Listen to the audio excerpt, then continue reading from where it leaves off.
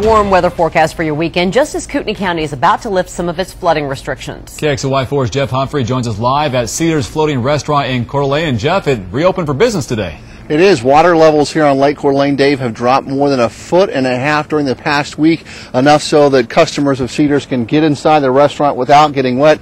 Unfortunately, they are kind of dead because of the flooding. It's the manager's birthday today. I'm sure he would appreciate your business. Meanwhile, we expect that no wake zone restriction that's been in effect on the lake for the past 10 days to be lifted by tomorrow. Unfortunately, the threat of flooding isn't over yet.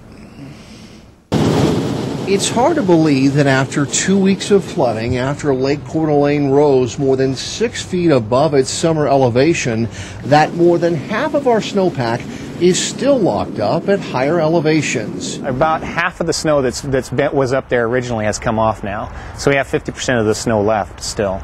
So if you got a really warm event, you could have the rivers pick up again.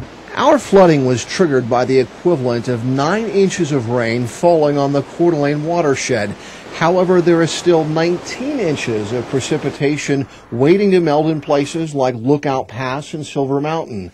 That's why experts expect our high water conditions to persist, why people who have already sandbagged their property need to leave those sandbags in place. The main message is that the flows that you have now are going to go down a little bit, but not substantially, and it's going to be like this for 2 to 3 weeks at least. And people waiting for the Post Falls Dam to close for the summer will wait even longer. As a condition of Avista's license, spillways here must remain open until the lake's elevation drops another 5 feet. It's going to be one of the latest closings of the dam, of all the gates on the dam, which allows the full use of the river there.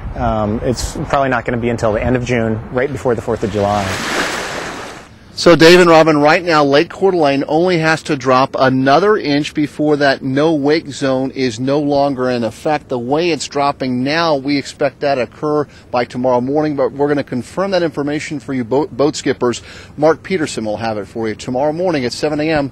here on Good Morning Northwest. Reporting live in Lake Coeur d'Alene, Jeff Humphrey, KXLY4.